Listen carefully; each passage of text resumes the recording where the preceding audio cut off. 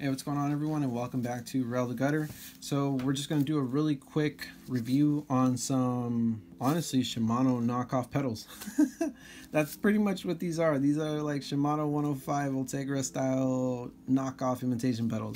Now, you're probably wondering, like, why the hell did you buy these in the first place, right? I've had these for 8-9 months, by the way. The reason why I got them in the first place was not because I wanted them. I ended up with these because Shimano pedals were really difficult to obtain about 9 months ago when I was putting my bike together. They were overpriced, super overpriced. Like Shimano 105 5800 pedals were like 160 bucks. I've seen those pedals for way cheaper. I've seen them for like 80, 90. Everyone buying up everything drove pricing and demand and crazy time. The other thing was that I looked for used ones and I couldn't find used ones anywhere. No one was selling them, and if they were way overpriced. I actually saw someone selling used ones for close to 180, and I was like, yeah, not gonna happen.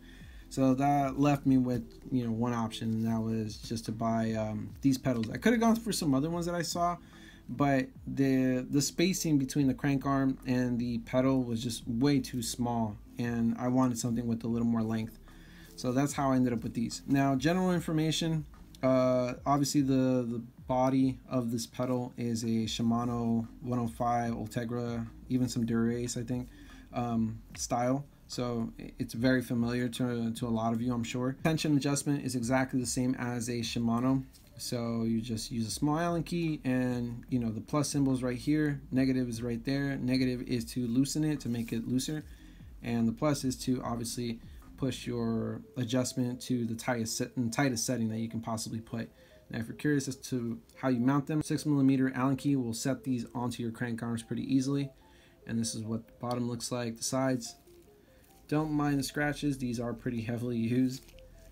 So yeah, that's pretty much what this looks like.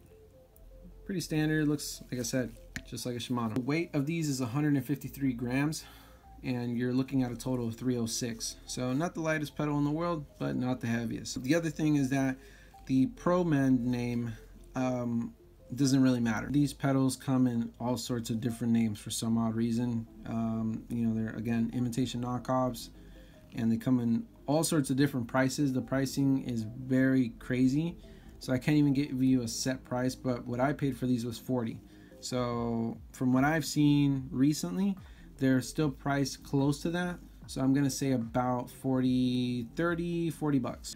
And you can buy these all sorts of different places: eBay, Amazon, Alibaba, AliExpress, and etc. So yeah, they do come in silver, black, and this oil slick color from what I've seen. Not everyone has that specific color like this one, but the black and the silver are the ones that I've seen the most, especially the black one. The neo chrome / oil slick, not so much. That's general information. Let's get into the cons, because I kind of got some of the pros out of the way. The cons here: imitation knockoffs are not guaranteed to work out of the box. The first set that I got did not work properly, specifically the tension adjustment and the cleats that came with them. Now, that another interesting story with that one, and I'll get into that.